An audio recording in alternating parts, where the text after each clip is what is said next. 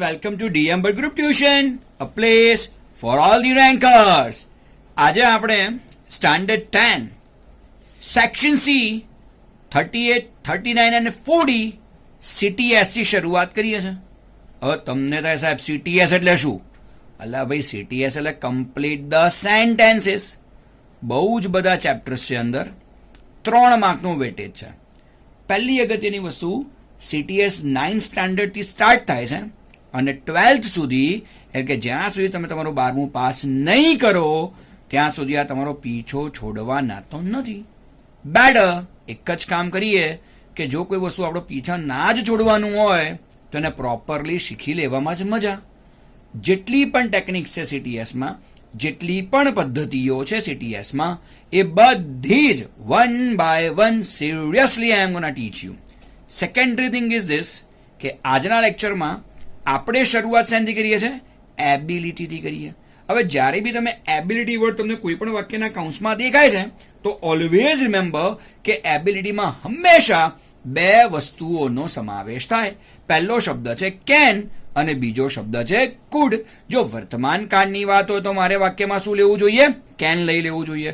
અને જો વાક્યમાં ભૂતકાળની વાત છે તો પછી મારે વાક્યમાં શું લેવું જોઈએ? કુડ ઇસ્તેમાલ કરવું પડે.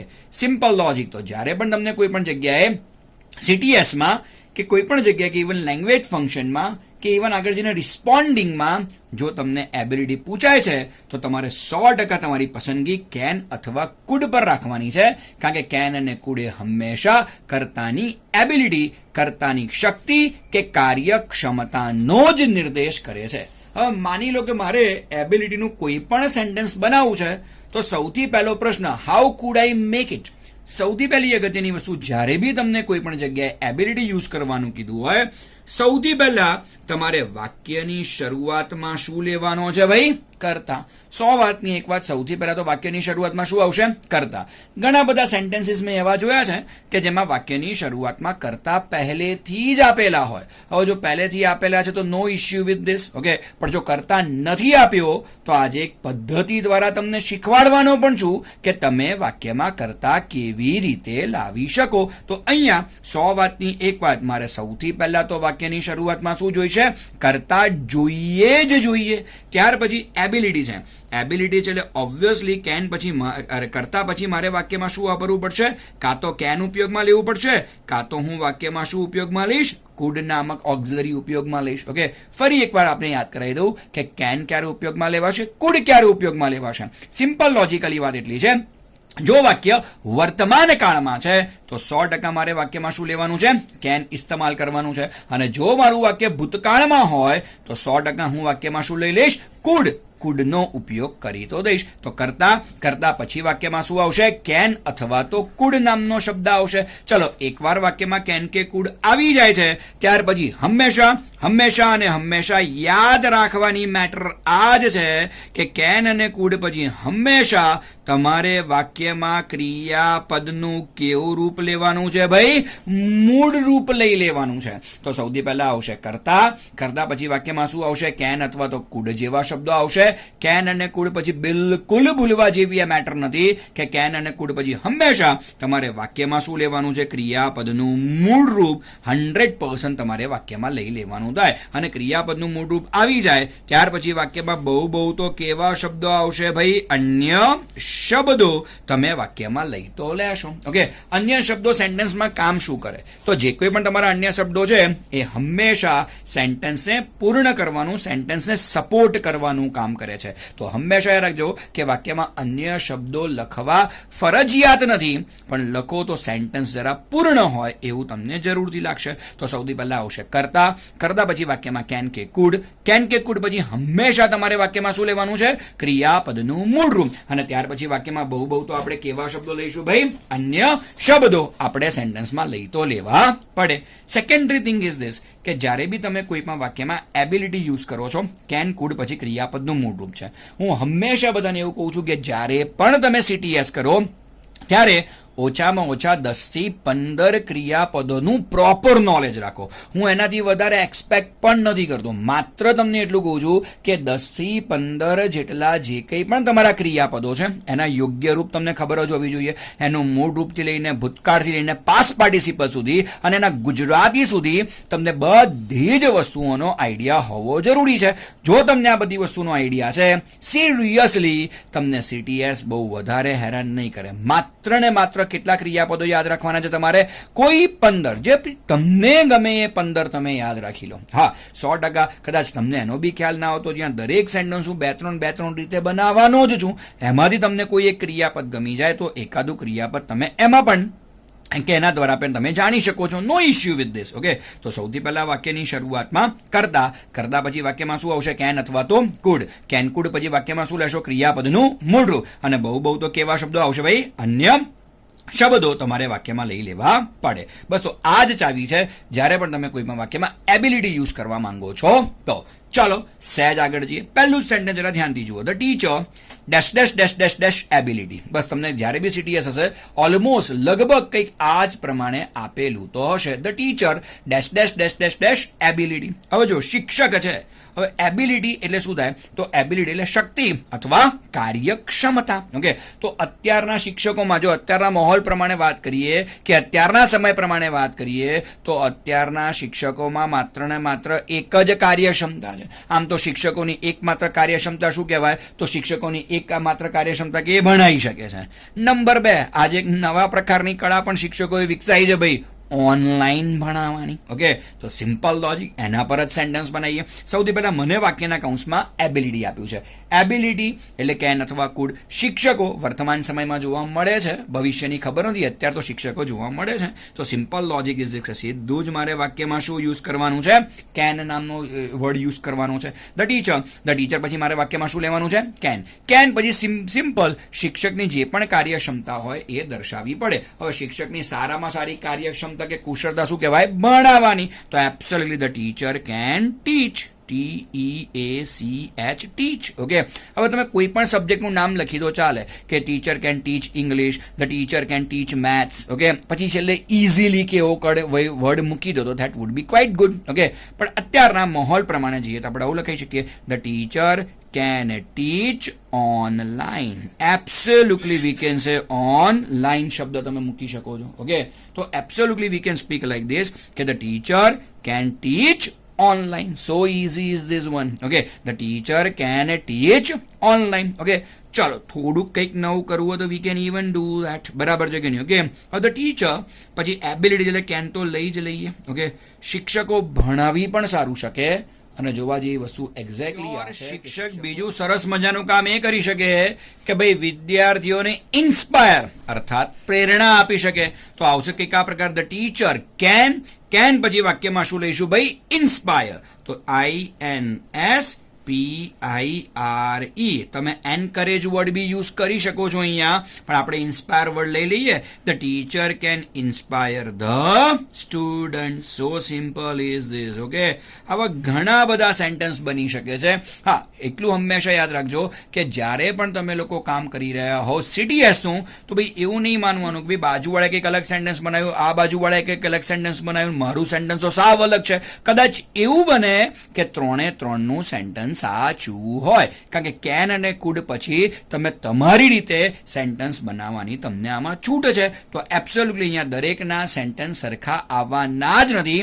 મોટા ભાગના લોકોના સેન્ટેન્સ કંઈક અલગ જ આવશે. તો જો પહેલું સેન્ટેન્સ આપણે 2 રીતે બનાવી કાઢ્યું છે. The teacher can teach online. બીજું સેન્ટેન્સ શું છે? The teacher can inspire the students. ચલો સહેજ આગળ વધીએ હવે આમાં જ. ઓકે, થોડુંક કંઈક અલગ પ્રકારનું લેવાનો પ્રયત્ન જરૂરથી કર્યો છે. Baahubali is very strong. Dash dash dash dash dash dash dash શું શબ્દ આપ્યો છે ભાઈ? એબિલિટી આપણને આપેલું છે. ચાલો સેન્ટેન્સ ફરી એકવાર વાંચી લઈએ. Baahubali is very strong dash dash dash dash dash શું આપ્યું છે? એબિલિટી. અહીંયા પહેલું વાક્ય તો સંપૂર્ણ આપેલું જ છે. હવે બીજા વાક્યમાં આપણને એબિલિટી યુઝ કરવાનું કીધું છે અને બીજા વાક્યમાં માત્ર ડેશ ડેશ ડેશ સિવાય બીજું કશું જ નથી આપ્યું. સૌથી પહેલું કામ શું કરશો? સૌથી પહેલું કામ તો બે વાક્યની મધ્યમાં કોમા કરવાનું રહેશે. સેકન્ડરી થિંગ ઇઝ ધીસ, કદાચ ફૂલ સ્ટોપ કરો તો બી બહુ મોટો વાંધો નહીં આવે.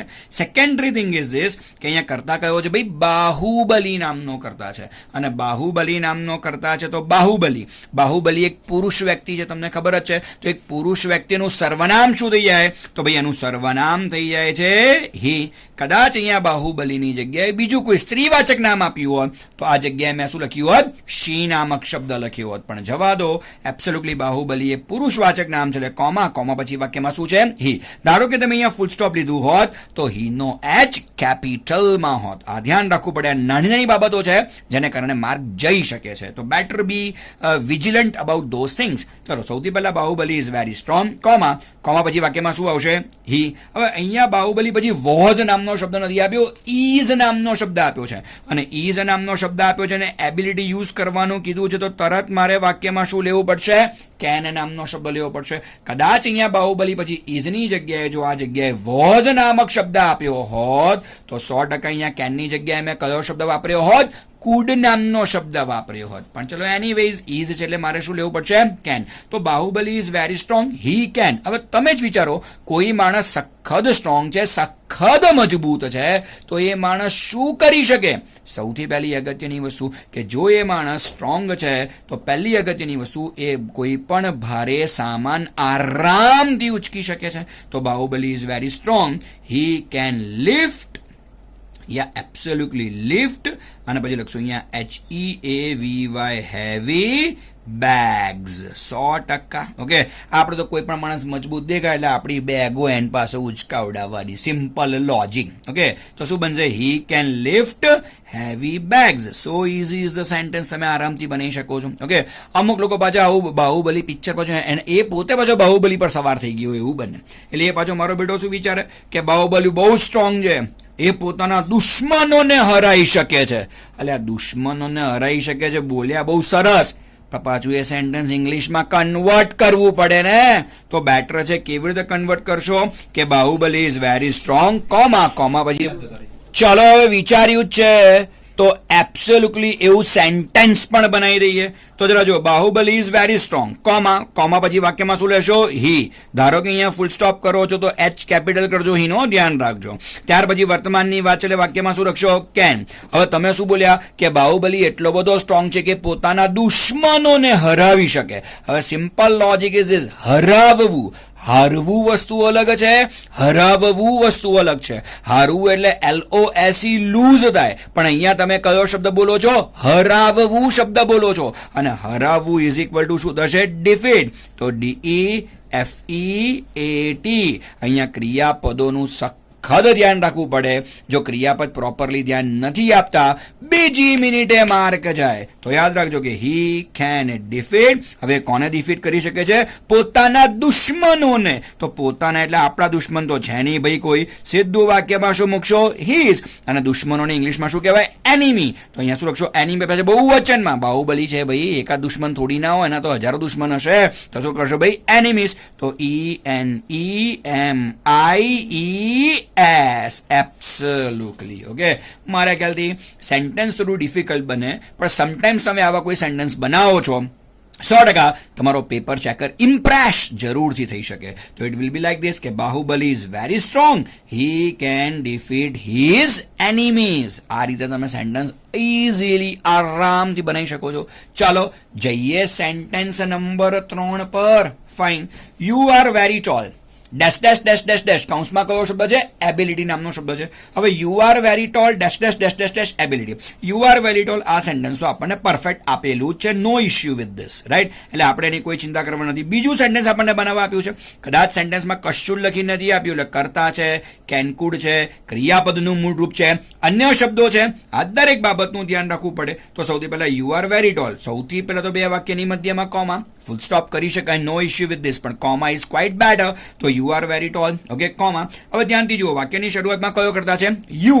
હવે યુ ઓલરેડી સર્વનામ છે. હા, રાહુલ આપ્યું હોત તો હી લેટ, ઓકે, રાધા આપ્યું હોત તો શી લેટ, પણ અહીંયા પહેલેથી યુ છે તો યુનું યુ કેવું રહેશે ભાઈ? આપણું એમનું એમ રહેશે. તો સીધું જ વાક્યમાં કયો શબ્દ આવશે ભાઈ? યુ નામનો શબ્દ આવશે. તો you are very tall, comma, comma પછી વાક્યમાં શું છે? યુ. કાઉન્સમાં કયો શબ્દ છે? એબિલિટી. આગળ કયો શબ્દ છે? આર. આર શું બતાવે છે? વર્તમાન કાળ. વર્તમાન કાળ છે તો મારે વાક્યમાં શું લેવું પડશે ભાઈ? કેન. તો યુ કેન. તો you are very tall, you can. હવે જો તમે સખત ઊંચા છો, તમે ઊંચા વ્યક્તિ છો, તો તમે શું કરી શકો? સૌથી પહેલી અગત્યની વસ્તુ, જો તમે ઊંચા છો તો તમે એબ્સોલ્યુટલી પંખાને ટચ કરી શકો. એબ્સોલ્યુટલી તમે ઊંચા હોય, પંખાને આરામથી ટચ કરી શકો. તો you are very tall, you can. ત્યાર પછી ટચ કરવું, એટલે ઇંગ્લિશમાં ટચ વર્ડ જ છે. અડકવું મીન્સ ટચ, તો અહીંયા આવશે can touch, TOUCH, touch the FAN, fan. So simple is this. Okay, તો 100% you are very tall, you can touch the fan. આવું સેન્ટેન્સ બની શકે. અર્થાત કોઈ માણસ કહે કે સર નકાર સેન્ટેન્સ બનાવવું હોય તો ન બને? બની શકે, નો ઇશ્યુ વિથ ધીસ. ઓકે, આમ તો એ એબિલિટી ન થાય, ઇનએબિલિટી થાય, પણ એનીવેઝ તમારે બનાવવું હોય તમે નકાર બી સેન્ટેન્સ બનાવી શકો છો, નો ઇશ્યુ વિથ ધીસ. ઓકે, હવે ધ્યાનથી જરા જોઈએ કે યુ આર વેરી ટોલ. હવે જો કોઈ માણસ ઊંચો હોય તો તમને ખબર છે કે નાના દરવાજામાંથી એન્ટર થઈ શકે નહીં. ઓકે, તો સો સિમ્પલ ઇઝ ધીસ. તમે આવી રીતે સેન્ટેન્સ બનાવી શકો છો કે યુ પછી વાક્યમાં શું લઈ શકો છો? કેન. કેન પછી વાક્ય નકાર છે એટલે શું લખશો? Not. You can not enter. દાખલ થવું એટલે શું થાય? એન્ટર.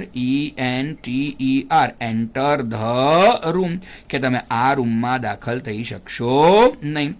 100% સેન્ટેન્સ આ પ્રકારે પણ તમે બનાવી શકો છો. પણ જેમ બને એમ છે ને, જ્યારે એબિલિટી પૂછ્યું હોય ને તો કેનકુડ પછી ક્રિયાપદનું મૂળરૂપ વાપરવામાં વધારે મજા છે, rather than going can not or could not. કારણ કે કેન નોટ, કુડ નોટ તમે મનથી વિચારો, બેઝિકલી એ શું બતાવે છે? ઇનએબિલિટી બતાવે છે કે એ એની શક્તિમાં નથી આવતું. કોઈ માણસ ઊંચો છે તો એ નીચા દરવાજામાંથી રૂમમાં દાખલ થઈ શકે, એ એની શક્તિ નથી બતાવતું, એ એની ઇનએબિલિટી બતાવે છે. પણ એનીવેઝ ઘણી બધી જગ્યાએ ચાલી જતું હોય છે તો બહુ વાંધો નથી આવતો. તો you are very tall, you can touch the fan, અથવા you are very tall, you can not enter the room. તો આ છે ભાઈ તમારું પહેલા જ CTS ના પ્રકારમાં એબિલિટી પૂછાવાની સારી એવી શક્યતા છે.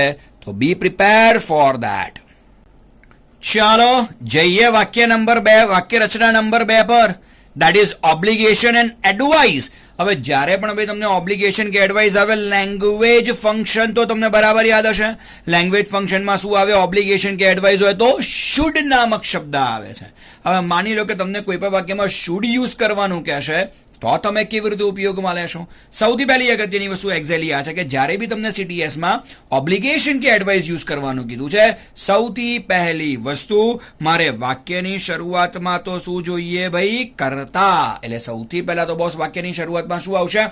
કર્તા આવવાનો જ છે.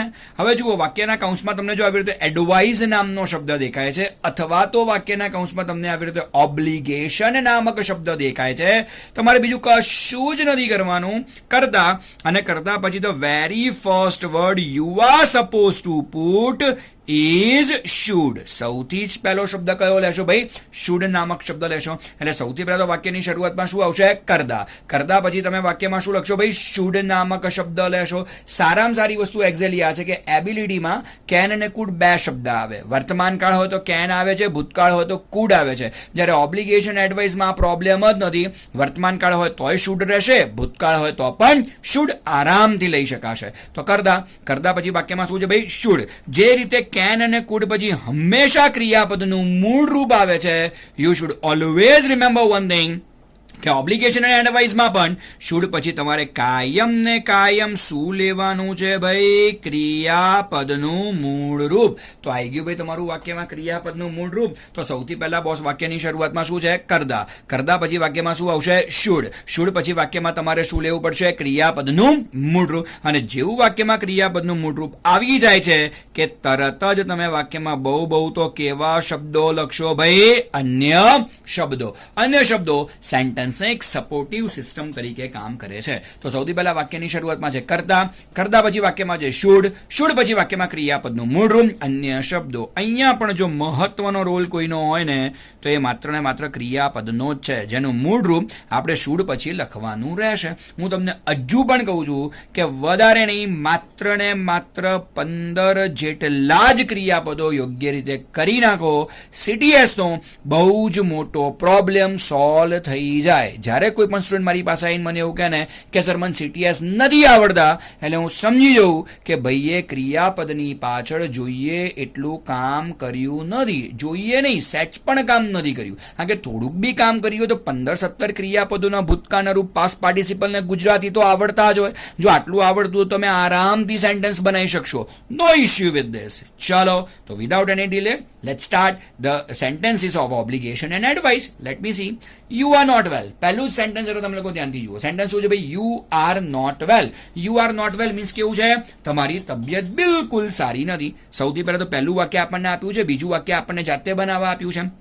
સૌથી પહેલા તો બે વાક્યની મધ્યમાં કોમા સૌથી પહેલા કરી દઈશું. તો આવી ગયું ભાઈ, સૌથી પહેલા તો બે વાક્યની મધ્યમાં કોમા. ઓકે, તો you are not well comma. હવે તમે જુઓ વાક્યની શરૂઆતમાં ભાઈ મને કયો કરતા આપ્યો છે? યુ. તો એબ્સોલ્યુટલી કોમા પછી પણ મારે વાક્યમાં કરતા તરીકે શું લેવાનું છે? યુ જ લેવાનું છે. જે કરતા વાક્યની શરૂઆતમાં છે એનું જ સર્વનામ હું કોમા પછી લઈશ. ઓકે, ધારો કે અહીંયા કોઈ પુરુષ વ્યક્તિ હોત તો હી લેટ, સ્ત્રીવાચક નામ હોત તો શી લેટ, પણ એવું કંઈ છે નહીં, તો યુનું યુ કેવું રહેશે? એમનું એમ. હવે તમે લોકો જ મગજથી વિચારો કે જો કોઈ માણસની તબિયત સારી નથી, you are not well means એ માણસની તબિયત સારી નથી. હવે માન લો કે જો કોઈ વ્યક્તિની તબિયત સારી નથી તો એને શું કરવું જોઈએ? તમે એવા વ્યક્તિ જેની તબિયત સારી નથી એને તમે કઈ સલાહ આપશો? તો સૌથી પહેલી સલાહ તમારા મગજમાં અત્યારે એ જ આવી કે સર અમે એને આરામ કરવાનું કહીશું. રાઈટ? તો સિમ્પલ. યુ ઓબ્લિગેશન કે એડવાઇસ આપ્યું હોય એટલે યુ પછી સીધો જ કયો શબ્દ આવવો જોઈએ ભાઈ? શુડ નામક શબ્દ આવી જવો જોઈએ. તો યુ આવી ગયું છે. યુ પછી વાક્યમાં શુડ પણ આવી ગયું છે. શુડ પછી 110%. ઓકે, આરામ કરવો એટલે ટેક રેસ્ટ. આરામ કરવાનું ઇંગ્લિશ શું થાય ભાઈ? Tech rest. તો યુ શુડ પછી સીધું જ વાક્યમાં શું લખશો? ટેક, અને રેસ્ટ એટલે આરામ તો છે જ, સીધું આવશે full stop. So this is it. Sentence શું બને છે? You are not well, you should take rest. Absolutely the sentence will be like this. Okay, ચલો આમાં સહેજ આગળ જઈએ તો સેન્ટેન્સ કેવી રીતે બનાવી શકાય જરા જુઓ કે you are not well, you should take rest. બીજી કઈ સલાહ આપશો? આપણે તરત એવું વિચારીએ કે સર અમે એને ડોક્ટર પાસે જવાનું કહીશું. કારણ કે કોઈ માણસની તબિયત સારી ના હોય એટલે સીધી સલાહ એ જ આવે, પહેલા આરામ કરો, ને બીજી સલાહ જાઓ ભાઈ જઈને ડોક્ટરને બતાવી આવો. અને બાપા અત્યારે તબિયત ખરાબ હોય એટલે તરત દોડવામાં મજા છે. ચલો, તો અહીંયા કોમા પછી સીધું જ વાક્યમાં શું આવશે? યુ. ઓકે, ત્યાર પછી વાક્યમાં શું આવશે? શુડ. હવે ધ્યાનથી જુઓ, ડોક્ટર પાસે જાઓ. બહુ બધા લોકો એવું લખે meet the doctor. Okay, see the doctor, આવું કંઈ ને કંઈ લખે છે. ના, એવું નહીં. એક વસ્તુ હંમેશા યાદ રાખજો કે જ્યારે તમે ડોક્ટરને કોઈ પણ બાબત માટે મળવા જાઓ છો તો ડોક્ટરને જ્યારે તમે મળો છો તો એ મીટમાં પણ ના આવે ને સીમાં પણ ના આવે. એના માટેનો પ્રોપર વર્ડ કયો છે? કન્સલ્ટ. ડોક્ટર હંમેશા કન્સલ્ટ થાય. ઓકે, ડોક્ટર અને લોયર આ બે વ્યક્તિઓને તમારે હંમેશા શું કરવા પડે? કન્સલ્ટ કરવા પડે. તો you should consult a doctor. So simple is this. બરાબર છે કે નહીં? ઓકે, તો you should consult a doctor. મને તો આમાં તરત બોલો ત્રીજા વાક્યનો પણ વિચાર આવ્યો છે. ઓકે, આપણે તરત એ વ્યક્તિને શું કહીએ કે તું એક કામ કર, ફટાફટ ગોળી લઈ લે, ફટાફટ ગોળી લઈ લે. ભાઈ તબિયત સારી નથી તો ગોળી લઈ લે. એ તમે 100% એને આ જવાબ પણ આપવાના જ છો. ચલો, તો આમાં બેની જગ્યાએ 3 જવાબ ટ્રાય કરીએ. સૌથી પહેલા યુ કરતા તરીકે તો રહેશે જ. એડવાઇસ આપ્યું છે એટલે વાક્યમાં શુડ તો ક્યાંય જવાનું નથી, તો આ યુ વાક્યમાં શુડ. ઓકે, હવે ગોળી ખાવી, ગોળીને ઇંગ્લિશમાં શું કહેવાય? પિલ. ઓકે, અને લેવી is equal to what happen? Take. આ યુ વાક્યમાં ટેક. તો શું આવશે? You should take medicine. MEDICINE medicine, અથવા લઈ શકો છો a pill. PILL pill. Pill એટલે ગોળી થઈ જાય. PILL pill. તો જુઓ એકનું એક સેન્ટેન્સ કેટલી બધી રીતે બને છે કે you are not well, you should take rest. You are not well, you should consult a doctor. You are not well, you should take medicine, અથવા you should take a pill. 100% sentence આટલી રીતે બની શકે છે. બસ અહીંયા કેવું છે, એક સારી રીતે તમને વિચારતા સેન્ટેન્સ આવડવું જોઈએ અને બસ એ જ વસ્તુને ઇંગ્લિશમાં કન્વર્ટ કરો. એક કી પરફેક્ટલી મોઢે જોઈએ, નંબર 2 ક્રિયાપદોનું જ્ઞાન જોઈએ, પતી ગયું સાહેબ, પૂરા માર્ક લઈને તમે આવો. ચલો બીજું sentence, Rahul is weak in studies. Rahul ભણવામાં કેવો છે બિચારો ભાઈ? વીક છે. બધા ભણવામાં હોશિયાર એવું જરૂરી નથી. ઓકે, ચલો રાહુલ ભણવામાં વીક છે, રાઈટ. સૌથી પહેલા કોમા તો કરી દઈએ, હજુ કશું જ નથી વિચારતા, પહેલા આપણને જેટલું ફાવે છે એટલું કામ તો કરી દઈએ. કાઉન્સમાં એડવાઇઝ નામનો શબ્દ લખ્યો છે, એડવાઇઝ એટલે લેંગ્વેજ ફંક્શન તરીકે શું આવશે? શુડ નામનો શબ્દ આવશે. એટલે જો Rahul is weak in studies, comma તો લઈ લીધું છે. હવે વાક્યની શરૂઆતમાં કયો કરતા છે? રાહુલ. તો રાહુલનું સર્વનામ શું થઈ જાય? હી. તો સૌથી પહેલા તો મારે કોમા પછી શું લેવાનું છે? હી. એડવાઇસ એટલે હું સીધું જ વાક્યમાં કયો શબ્દ લઈશ? શુડ. વર્તમાન ભૂતકાળ કશું જ જોવાની જરૂર, બિંદાસ શુડ મૂકી શકો છો, તો હી શુડ. હવે તમે જ મને કહો, ઓકે, કે જે માણસો ભણવામાં વીક છે એ માણસોએ શું કરવી જોઈએ? મહેનત કરવી જોઈએ, રાઈટ. તો હી શુડ પછી સીધું જ વાક્યમાં શું લખશો? વર્ક અને હાર્ડ. મહેનત કરવી ઇંગ્લિશમાં શું કહેવાય? He should work hard. So simple is this main. Okay, ક્યારેક ક્યારેક તમારે આ સલાહ પણ તમારી જાતને આપી દેવી જોઈએ. ઓકે, અહીંયા આટલી ટોપ સલાહ આપો છો, બોલો આ સલાહ પાછા અમલમાં નથી મૂકતા. તમને થાય સાહેબ સલાહ ખાલી આપવા માટે છે, અમલમાં મૂકવા માટે થોડી ના છે. ના ના, ક્યારેક આપણા માટે મૂકી દેવી. તો Rahul is weak in studies, he should work hard. ચલો આમાં બીજું સેન્ટેન્સ શું થાય? હવે આમાં જરા હું મારા થોડા વખાણ કરી દઉં છું, જસ્ટ હેવ અ લુક. તો જો રાહુલ ઇઝ વર્ક હાર્ડ, હી પછી વાક્યમાં શું આવશે? શુડ. બરાબર છે કે નહીં? ઓકે, હી શુડ પછી વાક્યમાં શું લખશો? ગો. 100% તરત જુઓ સેન્ટેન્સ શું બનાવું છું? Go to. અને વાક્યમાં શું આવશે? ડી એમ ભટ્ટ યા ગ્રુપ ટ્યુશન. Absolutely TUITION. આ જ છે પ્રોપર સ્પેલિંગ ટ્યુશનનો, TUITION. તો જોઈ લો ભાઈ, આપણા વખાણ થઈ ગયા, બોલો સેન્ટેન્સ બની ગયું કે Rahul is weak in studies, he should go to DM Bhatt group tuition. શું ખોટું કીધું ભાઈ? વીક છે, હોશિયાર બનાવીને ઘરે મોકલીશું, ક્યાં ના છે? ઓકે, લો થોડા વધારે વખાણ થઈ ગયા, કંઈ વાંધો નહીં, ચાલ્યા કરે. ઓકે, ચાલો લાસ્ટ સેન્ટેન્સ જરા જુઓ. Nisargbhai dash dash dash dash dash obligation. Nisargbhai dash dash dash dash dash obligation. આવું બી કોઈક વખત આપે. ઓબ્લિગેશન એટલે એમણે શું કરવું જોઈએ અને શું ના કરવું જોઈએ, બસ તમારે એ જ અમને કહેવાનું. ઓકે, હવે નિસર્ગભાઈએ સૌથી પહેલાં તો ઓબ્લિગેશન કરતા તો મને આપેલો જ છે, તો મારે ખાલી સીધું જ વાક્યમાં કયો શબ્દ લેવાનો છે? શુડ. નિસર્ગભાઈ તો આપણા કરતા બની ગયા છે, સીધું જ વાક્યમાં પહેલો જ શબ્દ શું લેશો ભાઈ? શુડ. આવી ગયું વાક્યમાં શુડ. તો નિસર્ગભાઈ શુડ.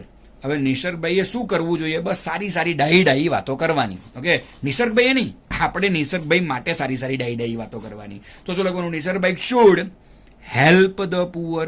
ગરીબોને મદદ કરવી જોઈએ એમણે. So simple is this. Okay, કે Nisargbhai should help the poor. Okay, આવી પણ સલાહ આપી શકાય કે નિસર્ગભાઈએ મમ્મી પપ્પાની વાત માનવી જોઈએ. ના ના, આપણા નિસર્ગભાઈ પાસે બધાની વાત માને છે, પણ આ તો વાત ચાલે છે. તો નિસર્ગભાઈ પછી વાક્યમાં શું લખશો? શુડ. ઓકે, વાત માનવી. માનવું એટલે શું થાય? ઓબે. OBEY obey.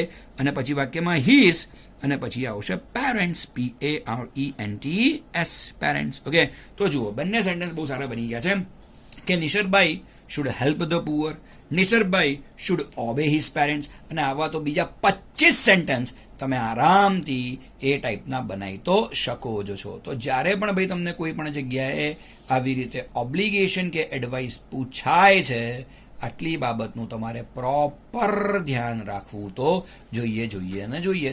તો બસ આજના લેક્ચરમાં માત્ર 2 વસ્તુ લઈએ છે. એક તો છે એબિલિટી, બીજું છે ઓબ્લિગેશન અને advice. So here DMs signing of.